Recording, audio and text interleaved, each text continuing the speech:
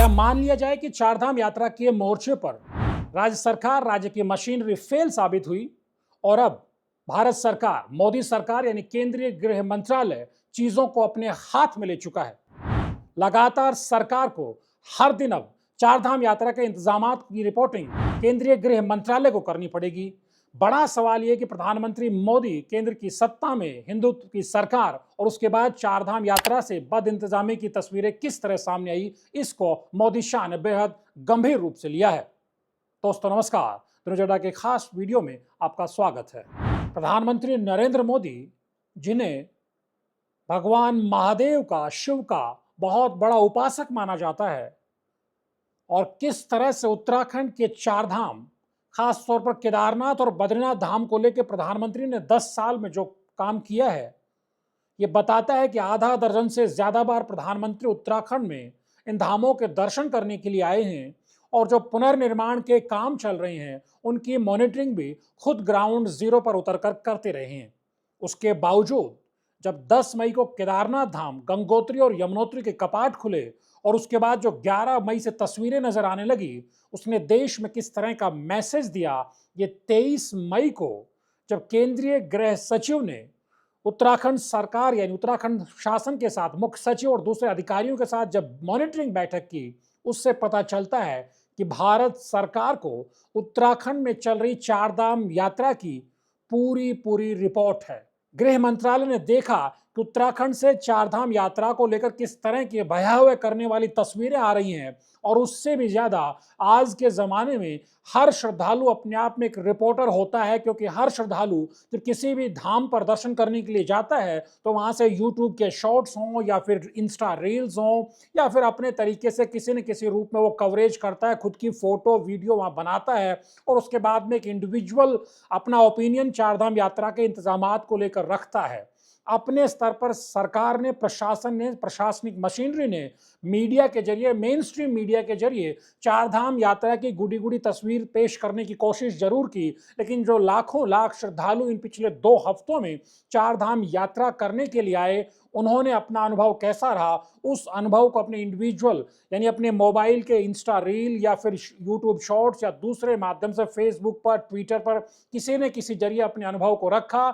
और प्रधानमंत्री नरेंद्र मोदी से लेकर केंद्रीय गृह मंत्री अमित शाह तक सारा फीडबैक इंडिविजुअली भी इस तरह पहुंचा और उत्तराखंड से भी उनकी जो मशीनरी के जरिए भी फीडबैक पहुंचा। यही वजह है कि अब भारत सरकार को एक कड़ा निर्णय लेना पड़ा। केंद्रीय गृह मंत्रालय को उत्तराखंड को निर्देश देने पड़े हैं कि चार धाम की रोजाना की रिपोर्ट केंद्रीय गृह मंत्रालय को भेजी जाएगी, यानी भारत सरकार को, मोदी सरकार को हर दिन की पल पल की रिपोर्ट देनी होगी। जिस तरह से केंद्रीय होम सेक्रेटरी ने उत्तराखंड की मुख्य सचिव राधा रतूड़ी को मैसेज दिया है कि भीड़ का मैनेजमेंट करने के लिए यानी क्राउड मैनेजमेंट करने के लिए एनडीआरएफ और आईटीबीपी की मदद ली जानी चाहिए, क्योंकि हम देख रहे हैं किस तरह से चाहे 10 मई को कपाट खुलने के बाद जो यमुनोत्री में जो हालात बने थे, उन तस्वीरों ने सबको डराया था। आप जानते हैं अभी लोकसभा चुनाव के 2 फेज की वोटिंग होनी बाकी है और हिंदुत्व के जिस एजेंडे पर बीजेपी आगे बढ़ रही है और चार धाम को लेकर प्रधानमंत्री नरेंद्र मोदी जिस तरह से फोकस करते रहे हैं, भगवान ने करे अगर कोई अनहोनी होती है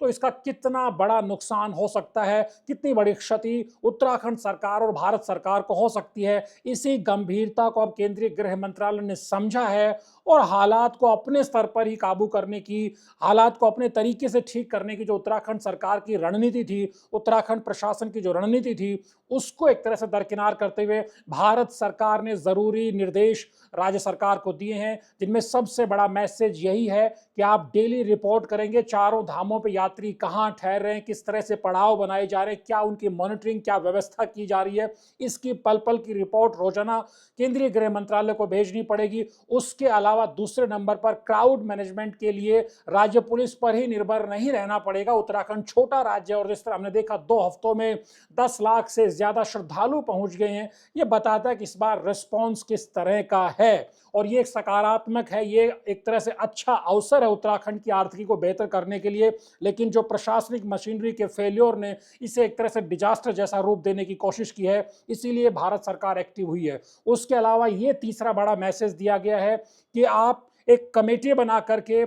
आगे की जो रणनीति किस तरह की होनी चाहिए, चार धाम यात्रा को लेकर के भविष्य की रणनीति क्या हो, किस तरह से मैनेजमेंट किया जाएगा चीज़ों को, इसको लेकर के एक हाई पावर्ड कमेटी बननी चाहिए, उसके बाद आगे बढ़ा जाना चाहिए। ये चीज़ मुख्यमंत्री पुष्कर सिंह धामी ने खुद भी महसूस की थी, इसीलिए उन्होंने कहा था कि यात्रा प्राधिकरण बनाया जाना चाहिए। अब त्रिवेंद्र सिंह रावत पूर्व मुख्यमंत्री ने कहा है कि उसका नाम देवस्थानम बोर्ड हो या यात्रा प्राधिकरण हो, लेकिन एक ऐसी बॉडी जरूर होनी चाहिए जो सामान्य का, जो एक जिले का प्रशासन होता है, जो पुलिस मशीनरी होती है, उससे अलहदा हो और फोकस करके डेडिकेटेड होकर के काम करे। तो क्या समझा जाए कि जिस तरह से लोकसभा चुनाव को लेकर आप जानते हैं, गुजरात से बहुत बड़ा टूरिस्ट आता है, आंध्र प्रदेश से टूरिस्ट आता है, केरल से टूरिस्ट आता है, पश्चिम बंगाल से आता है, उड़ीसा से आता है, राजस्थान, मध्य प्रदेश, छत्तीसगढ़, हरियाणा, दिल्ली, चंडीगढ़, इन तमाम जगहों से बड़ी संख्या में टूरिस्ट उत्तराखंड आ रहा है। और यहाँ क्या मैसेज यहाँ की बद इंतजामी को लेकर टूरिस्ट लेकर के जा रहा था, इसको एक तरह से प्रधानमंत्री मोदी और गृह मंत्री शाह ने महसूस किया है।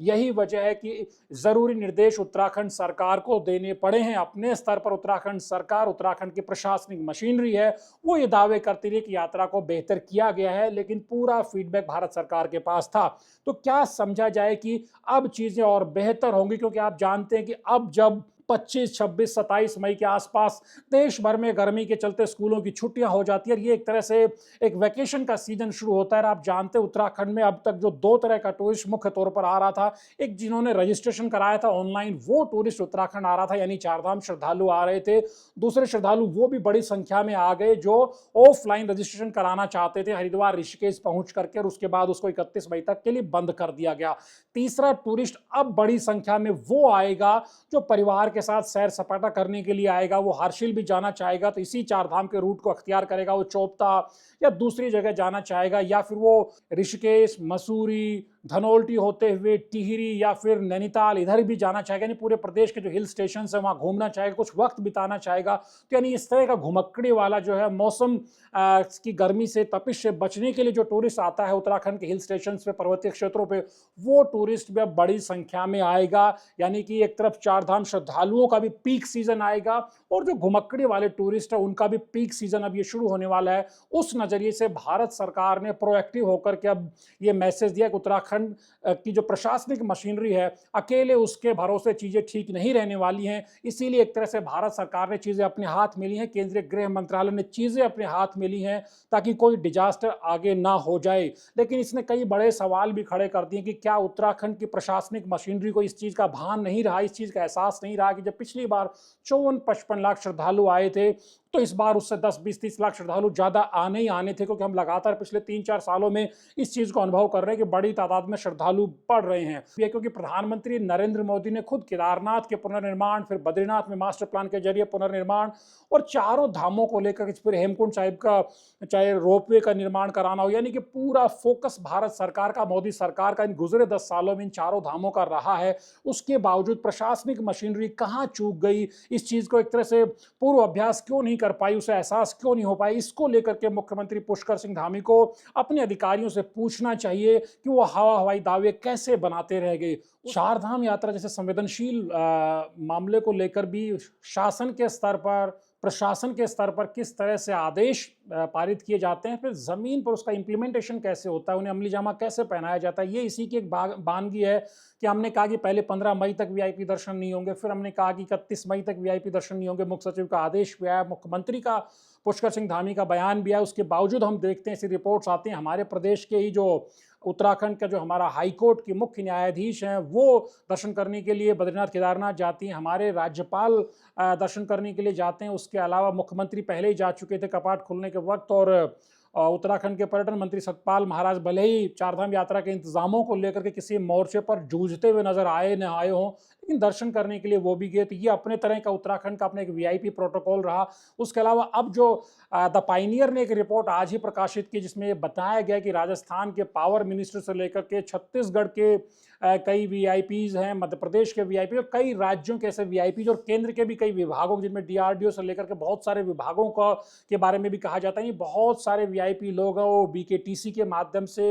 या किसी दूसरी सरकारी इदारे के माध्यम से वीआईपी दर्शन करना चाहते हैं, वीआईपी दर्शन कर रहे हैं और उनको वीआईपी दर्शन कराया भी जा रहा है। तो ये बताता है कि जब हम एक निर्देश पारित करते हैं तो निर्देश को धरातल पर उतारने में किस तरह की दिक्कतों का सामना करता है। तो ये भी राज्य सरकार के स्तर पर देखने वाली चीज है, क्योंकि चार धाम यात्रा बेहद संवेदनशील है और ये अगले 6 महीने तक की बड़ी परीक्षा उत्तराखंड की पुष्कर सिंह धामी सरकार की होने वाली है। हालांकि गनीमत यह है कि भारत सरकार ने अब चीजों को अपने तरीके से मॉनिटर करना भी शुरू कर दिया है। तो निश्चित तौर पर जब केंद्रीय गृह मंत्रालय मॉनिटर करेगा तो राज्य सरकार की जो मशीनरी है उसको हर हाल में बेहतर काम करना ही करना होगा। लेकिन लोकसभा चुनाव के बीच चारधाम यात्रा की बद इंतजामी की जो तस्वीरें आई उन्होंने मोदी शाह को भी बेचैन किया और यही वजह है कि होम मिनिस्ट्री एक्टिव हो गई है और बहुत सारी चीज़ों को अब अपने हाथ में लिया जा रहा है। राज्य सरकार को भी लगातार डे टू डे बेसिस पे होम मिनिस्ट्री को रिपोर्ट करना पड़ेगा। द न्यूज़ अड्डा के वीडियोज़ को लाइक कीजिए, शेयर कीजिए और चैनल को सब्सक्राइब करना मत भूलिए। नमस्कार।